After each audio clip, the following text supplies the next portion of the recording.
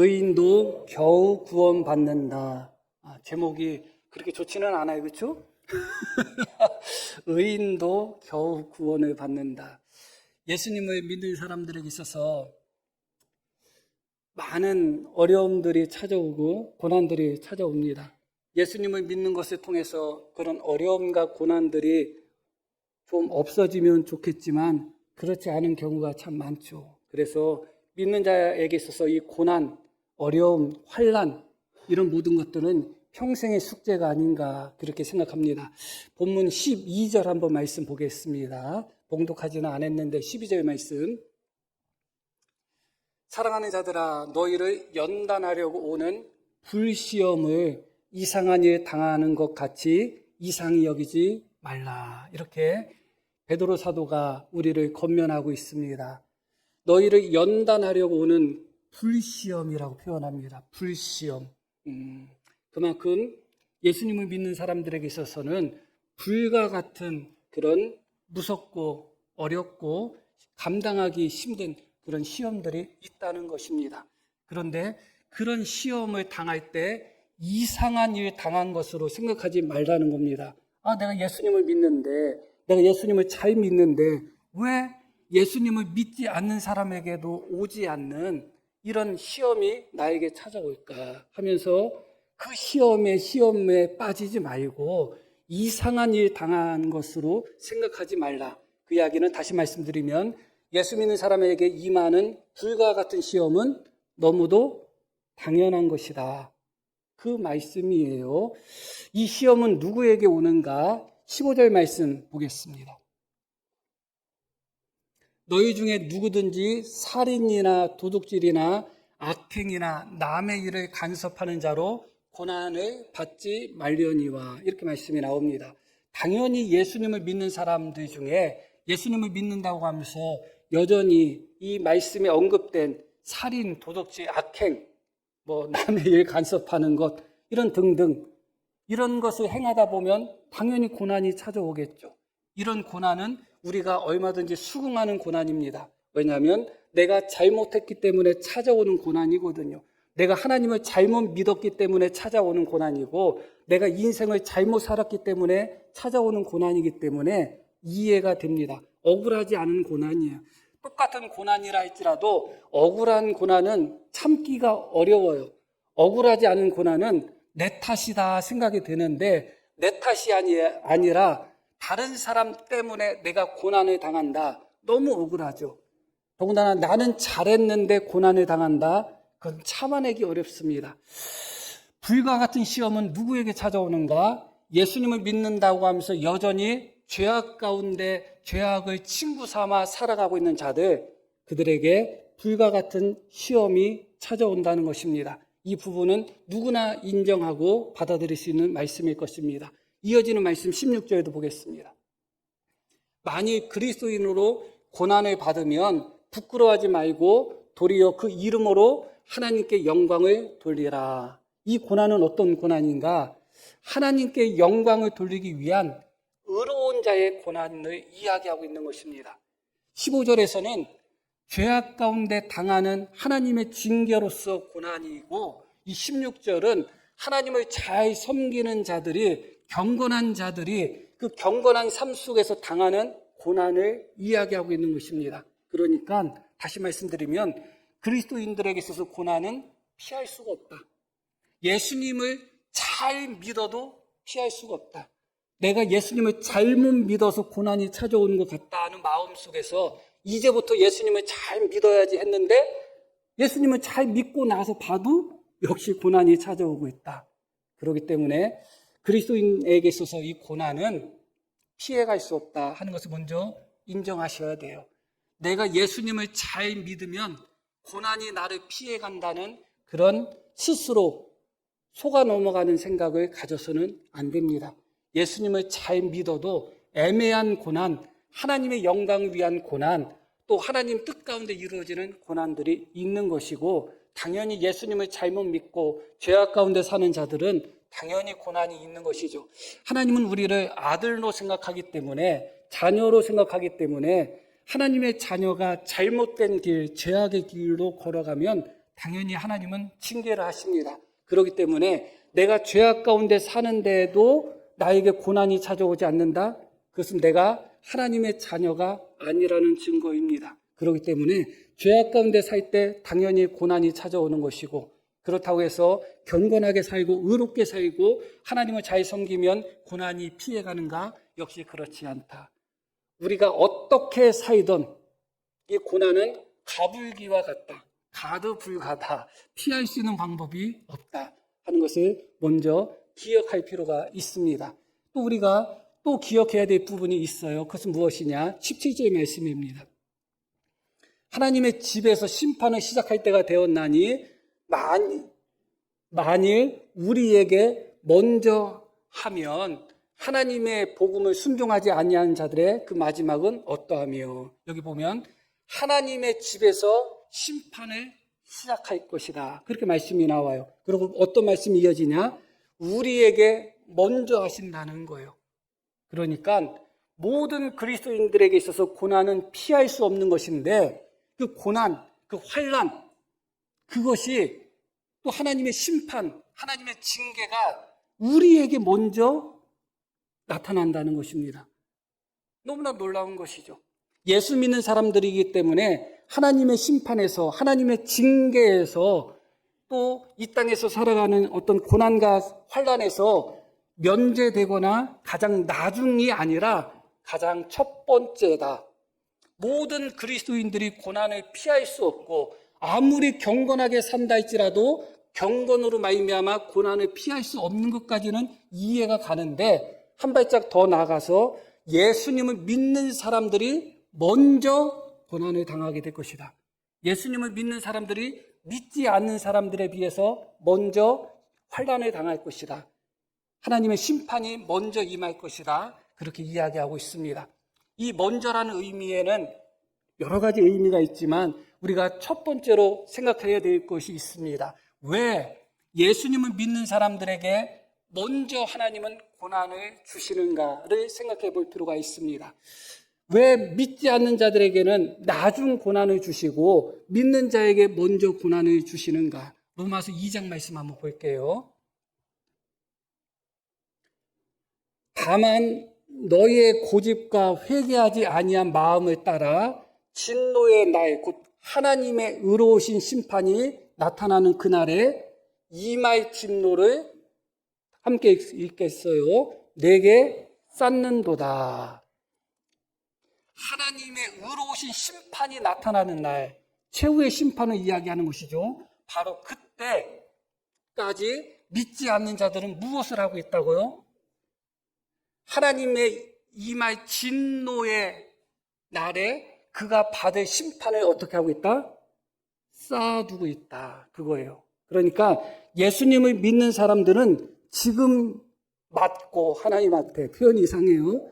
믿지 않는 자는 지금 맞지를 않는다는 거예요. 믿지 않는 자는 계속 쌓아두고 있다는 거예요. 그러다가 마지막 최후의 심판 때 그들은 표현할 수 없을 정도로 끔찍한 하나님의 심판을 받게 될 것입니다. 그러나 우리는 마지막 최후의 심판 때 하나님 앞에 끔찍한 심판이 아니라 영광의 상을 누리며 하나님의 나라를 가게 될 것이죠. 이 두 가지를 기억하셔야 돼요. 예수님을 믿지 않는 자들은 지금 자기들이 받아야 되는 하나님의 진노, 자기들이 받아야 되는 하나님의 심판을 지금은 쌓아두고 있는 것이다. 쌓아두면 나중에는 이자까지 치러야 돼요. 그 이자 대단해요. 빚 져보신 분들 다 아시죠?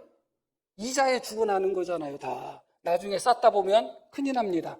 그러나 예수님을 믿는 사람에게는 하나님이 먼저 징계하신다. 먼저 징계하신다. 그렇게 말씀하고 있습니다. 여기서 우리가 첫 번째 오늘 기억할 것은 무엇이냐?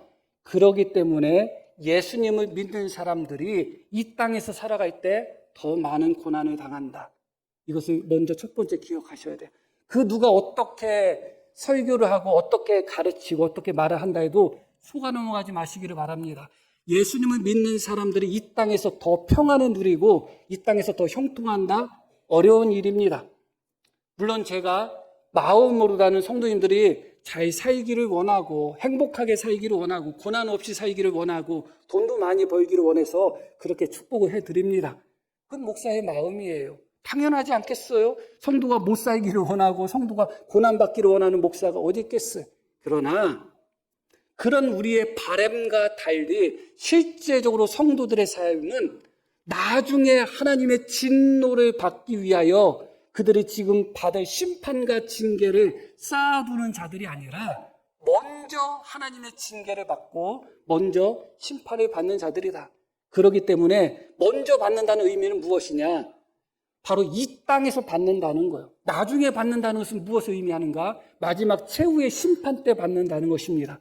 그런 의미에서 예수님을 믿는 사람들에게 임하는 고난이 더 많을 수밖에 없고 더 클 수밖에 없다.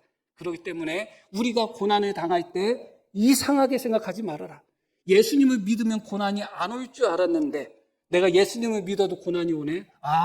내가 죄를 범해서 자꾸 내가 하나님을 잘못 믿어서 고난이 오는구나.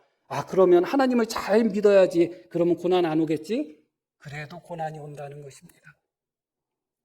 왜냐하면 하나님이 믿는 자들을 먼저 이렇게 징계를 하시고 심판을 하신다.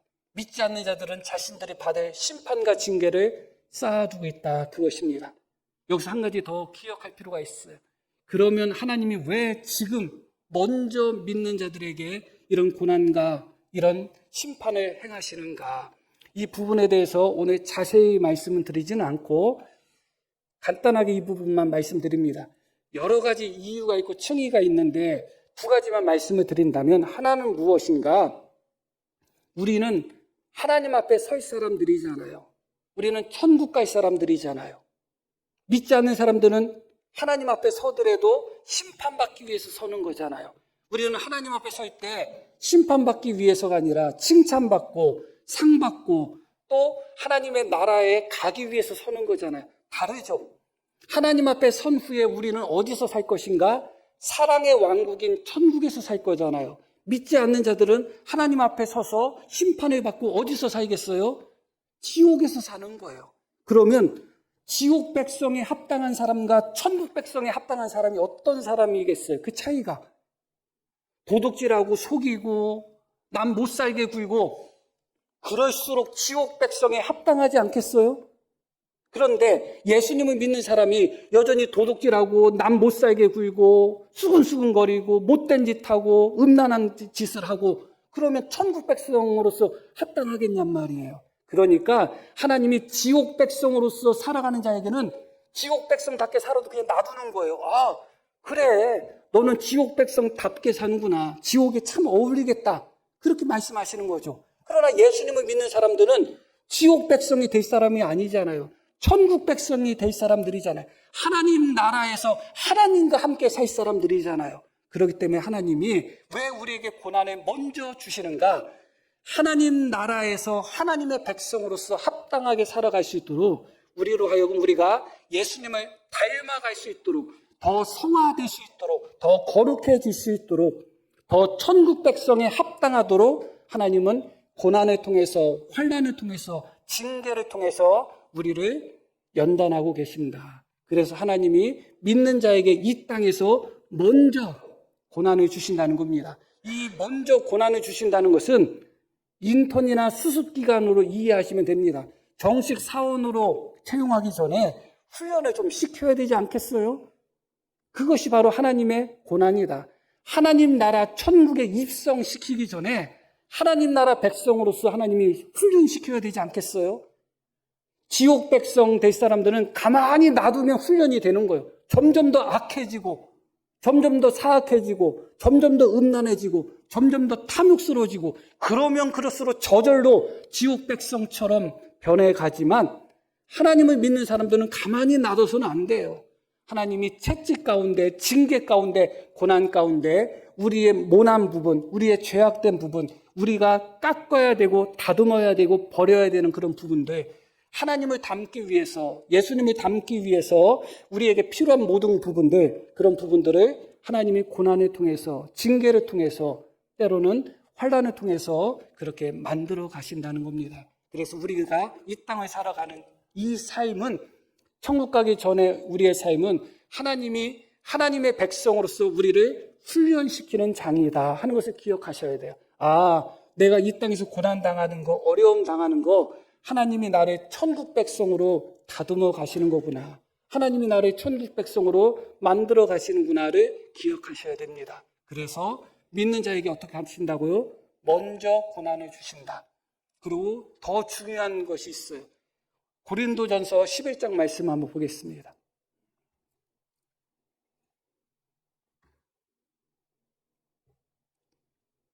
우리가 우리를 살폈으면 판단을 받지 아니하려니와, 우리가 우리를 살폈다는 것은 자기들이 잘못한 것, 그런 잘못한 부분을 살핀다. 살핌으로 말미암아 이것을 잘못했구나 하고서 돌이켰다면, 그런 의미예요. 무슨 말씀인지 이해 가시죠? 우리가 우리 자신을 살펴서 죄악 가운데 살고 하나님의 뜻에 어긋나게 살고 잘못 하나님을 섬긴 것을 우리가 우리 자신을 살펴서 깨닫고 회개하고 돌이켰다면 판단을 받지 않았을 것이다. 우리가 먼저 나를 판단했다면 하나님의 판단이 임하지 않았을 것이다. 우리가 먼저 나를 쳐서 복종시켰다면 하나님이 우리를 치시지 않았을 것이다. 그런 의미예요. 이어지는 말씀. 그런데 왜 하나님이 우리를 판단하시고 우리를 심판하시는가? 이 판단이라는 단어, 오늘 읽으셨던 심판이라는 단어와 같은 단어예요. 동사와 명사의 차이만 있을 뿐입니다. 이렇게 말씀이 나와요. 우리가 판단받는 것은, 우리가 심판받는 것은 주께 징계를 받는 것이니 왜 주님이 우리를 이렇게 심판하시는가? 왜 징계하시는가? 함께 읽겠습니다. 이는 우리로 세상과 함께 정죄함을 받지 않게 하려 하심이라. 너무 중요한 말씀이에요. 모두에서 말씀드렸듯이 고난은 하나님을 잘 섬기는 경건한 자에게도 고난이 찾아오고, 도둑질하고 살인하고 악행하고 그렇게 하나님을 잘못 섬기고 죄악 가운데 사는 그리스도인에게도 고난이 찾아온다고 말씀을 드렸죠. 그러나 그 두 고난의 성격이 달라요. 하나님을 잘 섬기는 경건한 자에게 주신 고난은 그가 하나님을 닮아갈 수 있도록, 성화될 수 있도록, 천국 백성이 될 수 있도록 다듬는 성격의 고난이에요. 그러나 도둑질하고 살인하고 남을 미워하고 정죄하고 탐욕 속에 살고 그런 모습 속에서 당하는 자의 고난은 오늘 이 말씀이 주는 의미가 있어요. 어떤 의미냐? 이는 우리로 세상과 함께 정죄함을 받지 않게 하려 하심이라. 세상과 함께 정죄함을 받는다고 할 때 이것은 무엇을 의미하는 거예요? 마지막 심판의 의미예요. 그래서 여기서 정죄는 무슨 정죄를 의미하는가? 마지막 심판에서 멸망받는 것, 지옥 심판 받는 것을 의미해요. 왜 하나님이 우리를 징계하시는가? 무엇 때문에 징계하신다고요? 마지막 최후의 심판이 있을 때 세상 사람들과 동일하게 정죄받고 지옥에 빠지지 않게 하기 위해서 우리를 징계하신다는 겁니다. 예수님을 믿는 사람들이 죄악 가운데 산다고 생각해 보셔요. 계속 죄악 가운데 살며 하나님을 떠나는 삶을 살 때 과연 그에게 구원이 임한다고 할 수 있겠어요? 성경은 두 가지 진리를 이야기하고 있어요. 우리 알미니안주의라는 것을 들어보셨나요? 들어보신 분이 있을 거예요. 그냥 그런 게 있어요. 그러면 칼빈주의, 개혁주의를 들어보셨죠? 우리 교단은 어디에 속해 있어요? 개혁주의에 속해 있어요. 개혁주의는 칼빈주의 노선에 있습니다. 개혁주의의 핵심 가르침 중에 하나는 무엇이냐? 구원의 불변성이에요. 하나님이 한 번 선택한 자들 결코 멸망하지 않는다. 맞아요? 틀려요? 맞죠? 알미니안의 핵심 사상은 무엇이냐? 우리가 잘못하면, 우리가 제대로 믿지 않으면 멸망받을 수밖에 없다. 맞아요? 틀려요? 이것도 맞아요. 그런데 문제는 오늘 그 부분에 대해서 자세히 말씀을 드리지 않겠습니다. 충돌되는 것처럼 보이잖아요. 모순되는 것처럼 보이잖아요. 하나님이 한번 선택한 자에게는 구원이 결코 흔들리지 않고 변하지 않는다는 성경의 가르침들이 너무 많아요. 그런데 똑같이 믿는 자들에게 배교의 가능성, 믿는 자들이 배교하고 하나님을 떠나고 하나님을 버려서 멸망할 수 있는 가능성에 대한 경고도 엄청 많아요. 둘 다 사실이에요. 그러나 둘 다 모순이 되죠. 인간의 이성으로 볼 때 모순이 되니까 이 두 사상, 이 두 신학의 이 도그마라고 하죠. 서로 자기 쪽 한쪽만 주장해버리는 거예요. 한쪽만 주장하면서 다른 쪽 한쪽을 무시해버리는 거예요. 아니야. 하나님이 선택한 자는 결코 멸망하지 않아. 맞는 말이에요. 그렇기 때문에 우리가 무슨 짓을 하든 결국은 구원받아. 그렇게 이야기하죠. 반대쪽 알미니안주의자들은 어떻게 이야기해요? 하나님이 아무리 선택하셨다고 해도 우리가 잘못 믿으면 지옥 가. 그렇게 이야기하죠. 한쪽 진리만 붙잡다가 결국은 다른 쪽 진리를 놓쳐버리는 거예요. 성경이 우리의 이성으로 모순처럼 보인다고 해서 모순일까요? 오류가 있는 것인가요? 그렇지 않아요. 바울은 천국에서 사람의 말로 형언할 수 없고 표현할 수 없는 말을 들었다고 이야기합니다. 우리는 이 땅에서 살아갈 때는 언제나 부분적으로 알고 부분적으로 이해하는 자들입니다. 하나님의 말씀은 말 그대로 하나님의 말씀이에요. 인간에게 주신 하나님의 말씀이기 때문에 인간의 언어로 기록되었지만 하나님의 말씀이에요. 그래서 얼마든지 인간의 이성으로 이해할 수 있습니다. 그럼에도 불구하고 여전히 하나님의 말씀이기 때문에 인간의 이성을 초월하는 말씀들이 많아요. 인간의 이성을 초월하는 부분에 있어서는 언뜻 보면 모순처럼 보이는 거예요. 어리석게도 많은 인간들이 자신의 이성을 기준으로 삼아서 인간의 이성을 초월하는 하나님의 진리를 조화시키려고 하다 보니까 한쪽 진리를 완전히 왜곡시키고 훼손시키고 그것을 무시해버리는 것입니다. 이것은 개혁주의도 똑같이 잘못하고 있는 것이고 알미니안주의도 똑같이 잘못하고 있는 것입니다. 그들은 자기들의 신학, 자기들의 교리, 자기들의 도구만은 지킬 줄 모르지만 하나님의 말씀을 지킨 것은 아닙니다. 하나님의 말씀을 정직하게 보면 믿는 자들의 구원이 불변하다는 것을 얼마든지 하나님의 말씀에서 강조하고 있음을 알게 됩니다.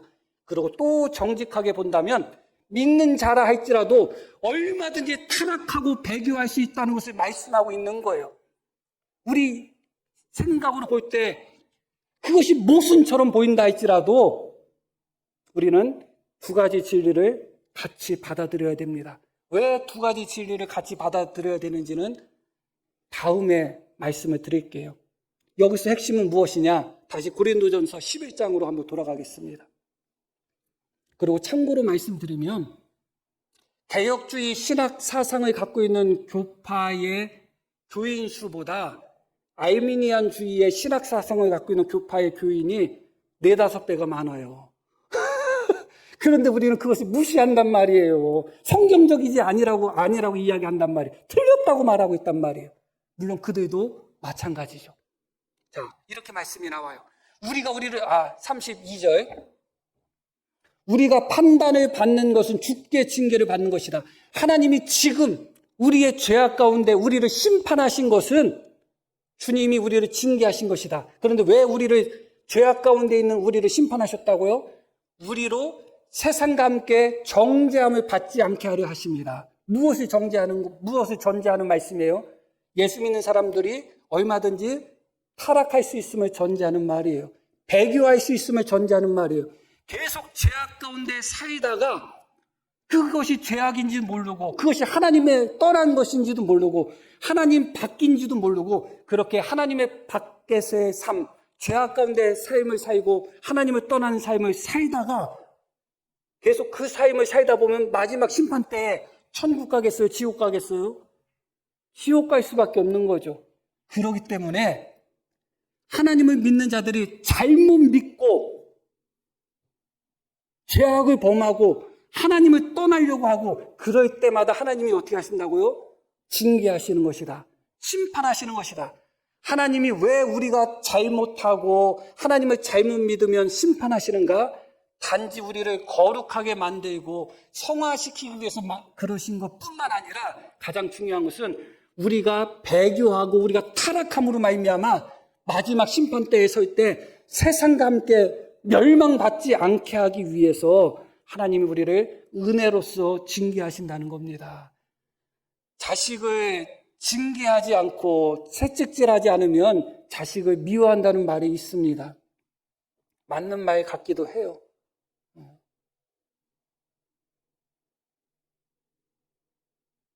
잘못된 길로 가면 때려야죠.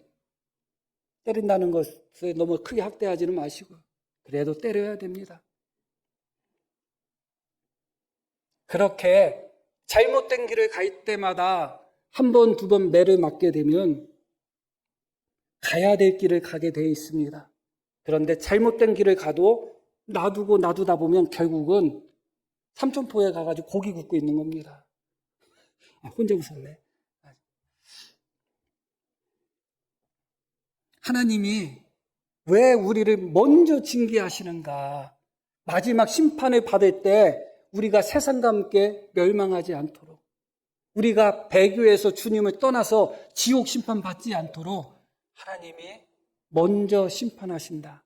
우리를 먼저 채찍질하시고 먼저 징계하시고 먼저 우리에게 고난을 주신다. 그렇게 말씀하고 있습니다.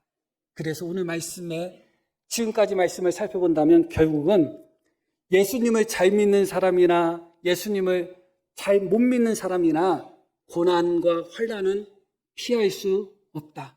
더군다나 하나님이 믿는 자에게 먼저 심판하시기 때문에 오히려 예수님을 믿는 사람들이 자기들의 심판에 쌓아두는 세상 사람들보다 이 땅에서 더 많은 고난을 당하는 것이 너무도 당연하다. 내가 왜 예수 믿는데 복도 못 받고 내가 예수 믿는데 왜 믿지 않는 사람보다 더 많이 고난을 당할까? 이상하게 생각하지 말아라. 우리는 먼저 고난을 당하는 것이다. 왜 우리를 먼저 하나님이 그렇게 징계하시고 심판하신다고요? 천국 백성을 만들기 위한 하나님의 목적이 있고 또 하나는 우리가 죄악 가운데 멸망하지 않도록, 죄악 가운데 배교하지 않도록, 죄악 가운데 하나님을 떠나서 마지막 심판의 자리에서 멸망하지 않도록 하나님은 먼저 우리를 징계하신다는 겁니다. 그렇기 때문에 이 하나님의 심판, 하나님의 징계는 너무나 우리에게 은혜로운 것이고 사랑의 매라고 할 수가 있는 것이죠. 그래서 오늘 본문의 18절에 이렇게 말씀이 이어지는 거예요. 18절 봅니다. 함께 읽습니다. 또 의인이 겨우 구원을 받으면 경건하지 아니한 자와 죄인은 어디서리요? 이 말씀을 오해하시면 안 됩니다. 의인이 겨우 구원을 받는다면 경건하지 않고 죄인들은 어떻게 되겠냐? 그러니까 의인은 넉넉하게 구원받는다. 그런 의미가 아니에요. 의인조차도 겨우 구원받는다는 거예요. 하나님을 잘 믿는 사람조차도 고난의 용광로를 통과해서 구원을 받는 거예요. 의인조차도 겨우 구원받는 거예요. 구원이 그렇게 쉬운 것이 아니에요. 구원이 쉽다고 어디서 이야기를 들었다면 절반만 들으신 것입니다. 하나님을 잘 믿는 사람들은 말할 것도 없죠. 잘 못 믿기 때문에 하나님의 사랑의 징계가 수시로 임합니다. 그러니까 쉽지가 않죠. 애매하게 받는 고난과 환난들 우리를 계속 찾아옵니다. 우리를 연단하기 위한 불시험들, 그렇게 천국까지 갈 때까지 우리가 통과해야 되는 불시험이 한두 개가 아니에요. 그래서 의인조차도 겨우 구원받는다고 이야기합니다. 우리가 흔히 구원을 이야기할 때 조직신학적으로 보면 이미와 아직이라는 말을 사용하고 있습니다. 우리는 이미 구원을 받은 사람들입니다. 이것은 개혁주의 입장에 있는 사람들은 절대로 부정할 수 없는 진리입니다. 이미 우리는 예수님을 믿고 이미 우리는 하나님의 자녀가 됐고 이미 우리는 의로워졌습니다. 그렇잖아요. 그렇죠? 우리는 지금 하나님을 아버지라고 부르잖아요. 하나님의 자녀가 된 거, 이미 하나님의 자녀가 되었고 하나님은 우리를 의롭다고 인정하셨습니다. 그게 칭의예요. 우리는 이미 하나님의 성령의 전이 되었습니다. 하나님의 성령이 우리 가운데 있죠. 이미 우리는 구원받은 사람들이에요. 그러나 아직은 온전히 구원받지 못했어요. 하나님 나라 갈 때까지, 천국 갈 때까지, 우리가 부활의 영광에 동참할 때까지 아직 구원이 완성되지 않은 거예요. 그런데 여기에 핵심이 있습니다. 임의의 구원은 너무도 쉽고 너무도 넉넉하게 받아요. 내가 예수 믿고 의로워지고 칭의예요. 실제로 내가 거룩해졌다는 의미는 아니에요. 내가 예수님을 믿고 하나님을 아버지라고 부르고 이게 어려워요? 내가 오늘 예수님을 믿었어도 하나님은 나의 아버지예요. 내가 오늘 예수님을 믿었어도 나는 하나님의 자녀가 되었을 뿐만 아니라 내 안에 성령님이 임하십니다. 임의의 구원은 그렇게 쉬운 거예요. 그렇게 넉넉한 거예요. 그러나 아직의 구원은 그렇지가 않아요. 천국까지 가는 구원의 완성은 수많은 고난의 용광로들을 통과해야지 겨우 거기까지 가는 겁니다. 그런데 많은 사람들이 이미 구원이 쉽다고 해서 아직 구원까지도 쉽다고 생각하는 거예요. 그렇지 않아요. 그렇지 않아요. 이스라엘 백성들, 광야 이스라엘 백성들을 생각해 보시기를 바랍니다. 그들이 애굽에서 나오는 것, 구원이죠. 애굽에서 노예 생활하다가 그들이 나왔습니다. 어렵게 나왔나요? 너무나 쉽게 나왔습니다. 그날 밤에 애굽의 모든 장자들이 다 죽을 때 문설주에 양의 피 바르고 문 안에서 그냥 양고기 뜯어 먹었더니 그 다음날 바로가 빨리 가. 그래서 이스라엘 백성들이 애굽에서 나오는 구원, 그 이미 구원, 그것은 너무 넉넉하고 너무 쉬웠습니다. 홍해를 건너는 거 어려웠나요? 너무 쉬웠어요. 너희는 가만히 여호와께서 너희를 위하여 행하시는 일을 보라. 하나님이 열어주셨고 그냥 건너갔습니다. 이게 무슨 구원이에요? 이미 구원이에요. 애굽에서 나오는 이미 구원이에요. 그러나 그들이 아직은 가나안 땅에 가지를 못했어요. 그 아직 구원, 가나안 땅까지 가기까지는 너무너무 힘들었다는 것을 기억하셔야 돼요. 그렇게 쉽게 넉넉하게 너무도 쉽게 애굽에서 나왔던 이미 구원을 경험했던 이스라엘 백성들이 가나안 땅까지 가기에는 40년 광야 생활을 통과했어야 돼요. 겨우 가나안 땅에 갔어요. 그런데 겨우 가나안 땅에 간 것도 괜찮아요. 왜냐하면 대부분은 가지 못했거든요. 이미 구원받은 자들이 대부분 광야에서 다 멸망했어요. 아직 구원이라는 것이 그만큼 어려운 거예요. 우리 성도님들은 이미 구원받은 자들입니다. 예수님으로 말미암아 의로워졌고 하나님의 자녀가 되었고 이미 구원받은 자들이에요. 그러나 아직 구원받지 못했어요. 누가 여기 천국에 갔다고 할 수 있어요? 아무도 천국에 못 갔잖아요. 아직 남았어요. 그렇게 하나님 나라 가는 그때까지 그 아직 구원이 이루어지는 그 과정이 너무나 어려워요. 신앙생활 해보면 알잖아요. 믿음 지킨다는 것이 얼마나 어려운지, 믿음 안에 살고 말씀 안에 산다는 것이 얼마나 큰 고통인지를 아실 것입니다. 그렇기 때문에 의인조차도 겨우 구원을 받는 거예요. 우리는 아직의 과정 속에 있고, 이 아직의 과정은 이미 구원의 넉넉함과 달리 간신히 겨우 받는 구원이다 하는 것을 다시 한번 기억하셔야 돼요. 만만하게 예수님을 믿어서는 안 되고 너무 쉽게 생각하셔서는 안 돼요. 그게 바로 이스라엘 백성들의 함정이었죠. 그들은 당연히 가나안 땅에 가는 줄 알았어요. 당연히 가나안 땅 간다고 생각했겠죠. 그래서 애굽에서 나올 때 도시락 싸가지고 좋다고 나왔지만 그 사람들이 아직은 가나안 땅을 가지 못하고 그렇게 광야에서 멸망했다는 것을 기억하셔야 됩니다. 우리가 어디에 서 있는지, 어떤 과정에 있는지를 다시 한번 기억하셔야 됩니다. 값싼 복음에 속아 넘어가지 마시고, 왜곡된 복음에 속아 넘어가지 마시고, 말씀 앞에 진실하고, 말씀 앞에 정직하셔야 되는 거예요. 하나님의 말씀이 우리에게 그렇게 증거하면 그것이 맞는 말씀인 거예요. 그렇기 때문에 우리가 기억해야 될 것과 행해야 될 것 두 가지를 말씀을 드리고 마칠게요. 간단하게 말씀을 드리겠습니다. 겨우 구원받을 수밖에 없는 우리, 수많은 환난과 고난과 그런 불과 같은 용광로를 통과해서 겨우 구원받을 수밖에 없는 우리가 기억해야 될 것이 무엇인가? 19절 말씀을 보겠습니다. 그러므로 하나님의 뜻대로 고난을 받는 자들은, 자, 뭐라고 이야기하고 있어요? 하나님의 뜻대로 고난을 받는 자들이라고 이야기하죠.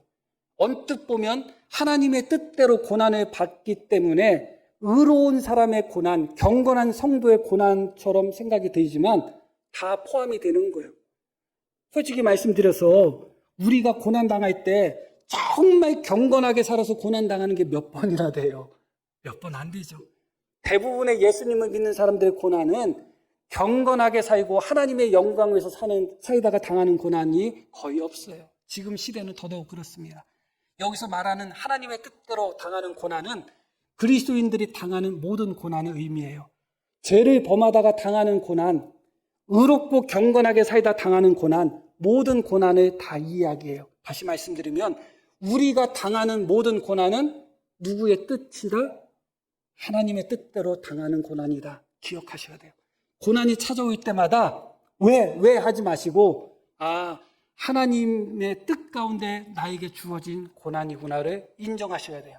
그러면 왜 하나님 뜻 가운데 하나님이 우리에게 고난을 주시는가? 우리가 기억해야 될 두 번째는 무엇인가?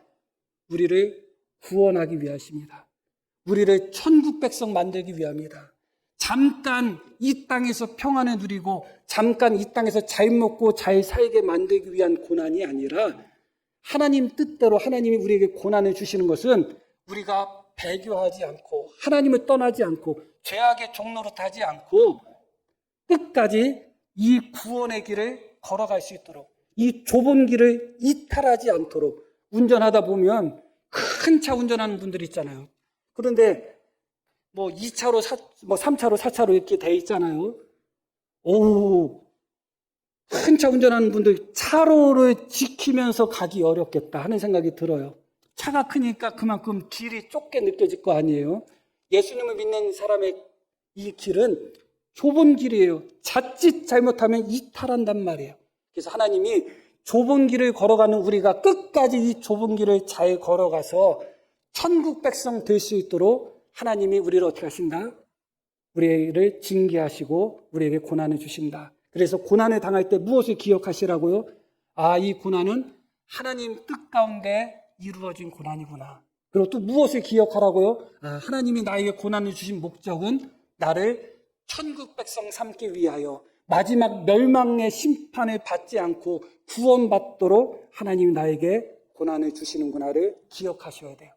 그리고 겨우 구원받는 우리로서 행해야 될 부분이 있습니다. 마지막 부분입니다. 다시 19절 말씀 볼게요. 우리가 어떤 행함, 어떤 순종이 있어야 되는가? 그러므로 하나님의 뜻대로 고난을 받는 자들은 또한 함께 읽을게요. 선을 행하는 가운데에 그의 영혼을 미쁘신 창조주에게 의탁하라.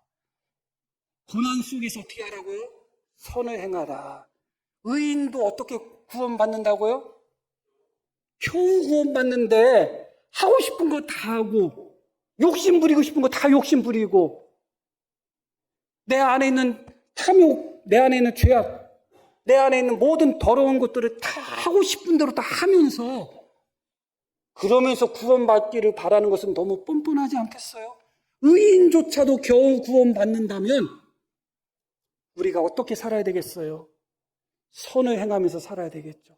고난 속에서 고난이 힘들고 무겁다 할지라도 그냥 나 혼자 그냥 살아가는 것 자체, 그냥 하루하루 견디는 것 자체가 무겁고 힘들다 할지라도 어떻게 해야 된다고요? 그 고난 속에서 우리는 선을 행하는 가운데 살아가야 된다. 의인도 겨우 구원받는다는 것을 언제나 기억하셔야 돼요. 내가 선을 행하고 싶지 않고 자꾸 내 욕심대로 내 본능대로 그렇게 살고 싶어질 때마다 의인도 겨우 구원받는데 내가 내 본능대로 내 죄악대로 내 욕심대로 살면서 어찌 구원받을 수 있다고 생각하는가 하면서 선을 행하는 법을 배워야 돼요. 그렇게 선을 행하면서 어떻게 하라? 그 영혼을 미쁘신 창조주에게 의탁하라. 의탁한다는 말씀은 예수님께서 마지막 십자가에서 아버지 내 영혼을 의탁합니다. 내 영혼을 부탁합니다 했던 말씀과 동일한 말씀이에요. 그렇게 이 고난 속에서 여전히 선을 행하면서 어떻게 하라고요? 우리 영혼을 하나님께 맡겨라. 그렇게 살아가라.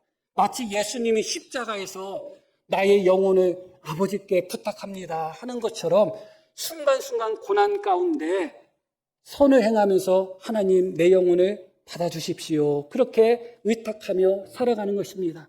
그 하나님이 어떤 하나님이신가? 미쁘신 하나님이에요. 나는 미쁘지 않지만 하나님은 미쁘신 하나님이에요. 어떤 하나님이신가? 창조주 하나님이에요. 아무것도 없는 것 중에서 천지 만물을 창조하신 하나님이에요. 폭풍까지도 잔잔하게 하신 하나님이에요. 죽은 자를 살리시는 창조주 하나님이에요. 그 창조주 하나님께 죽은 내 영혼조차도, 죽은 내 몸조차도 넉넉하게 부활시키시는 그 창조주 하나님께 어떻게 하라? 우리의 영혼을 의탁하며 살아가라. 이 진리만 깊이 깨닫는다면 고난 속에서 크게 두려워하지 않을 것입니다. 고난 가운데 죽는다고 해도 괜찮습니다. 우리는 나를 다시 살리시고 구원하실 미쁘신 창조주 하나님께 우리의 영혼을 의탁했기 때문에 그렇습니다.